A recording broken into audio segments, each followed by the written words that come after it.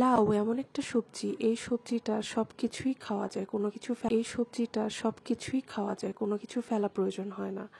লাউয়ের খোসা থেকে শুরু করে লাউয়ের বিচি তো ভর্তা খুবই মজা, লাউয়ের খোসা ভাজি বলেন বা ভর্তা বলেন, দুটোই খুবই মজা লাগে। আর লাউয়ের ভিতরের যে অংশটা আছে সেটা দিয়ে তো বিভিন্ন টাইপের রেসিপি করাই যায়, ভাজি, তারপরে লাউ দিয়ে চিংড়ি মাছ, শোল মাছ, লাউ দিয়ে ডালও রান্না করলে অসাধারণ টেস্ট হয়। কে কে খেয়েছেন সেটাও জানাবেন। আর আজকে আমি রান্না করছি লাউ দিয়ে শোল মাছ। এই রান্নাটা এত পরিমাণ মজা, অনায়াসে 2 প্লেট ভাত খেয়ে ফেলা যায়।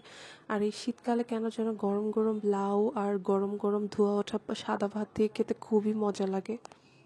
আর এই সবজিটা খুবই সামান্য মশলা দিয়ে খুব মজাদারভাবে রান্না করা যায়, কিন্তু আজকে আমি একটু স্পাইসিভাবে রান্না করব, একটু ঝাল হবে। আর কালারটা আর একটু ব্রাইট করব। নর্মালি আমরা লাউটা একটু সাদা সাদা খেয়ে থাকি, কিন্তু আজকে আমার তরকারিটা হবে আর একটু ব্রাইট কালার হবে, কালারফুল রান্না করব। আর এই সবজিটাতে আমি সব ধরনের মশলাই ইউজ করেছি, আদা বাটা, সামান্য রসুন বাটা, জিরা, তারপর ধনিয়া গুঁড়া সবই আমি দিয়েছি। তো আমি শোল মাছ দিয়ে লাউটা রান্না করছি, তাই মাছের গন্ধটা যেন না লাগে, এর জন্য আমি একটু বেশি পরিমাণে মশলা দিয়ে নিয়েছি। মশলাটা কষানো হয়ে গেলে আমি লাউটা দিয়ে দেবো। লাউটা হয়ে গেলে আমি বাস ভেজে রাখা মাছগুলি দিয়ে কিছু কাঁচামরিচ কুচি আর ধনিয়া পাতা দিয়ে পরিবেশন করব। ব্যাস হয়ে গেল আমার লাউ রান্না।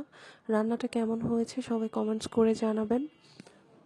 আর এখন পর্যন্ত আপনারা লাউ দিয়ে কয়টা রেসিপি খেয়েছেন সেটাও জানাবেন। আমি তো লাউ দিয়ে মুরগির মাংস খেয়েছি, লাউ দিয়ে গরু মাংস খেয়েছি, তারপরে মাছ দিয়ে তো রান্না করাই হয়, লাউ ডালও খাওয়া হয়ে গেছে, ভর্তাও খেয়েছি। আপনারা কে কে কী খেয়েছেন সেটা কমেন্ট করে জানাবেন। আর লাউয়ের এই রেসিপিটা কার খুব বেশি পছন্দ সেটাও জানাতে পারেন। ওকে, আল্লাহ হাফেজ সবাইকে, সবাই খুব ভালো থাকবেন। আসসালামু আলাইকুম।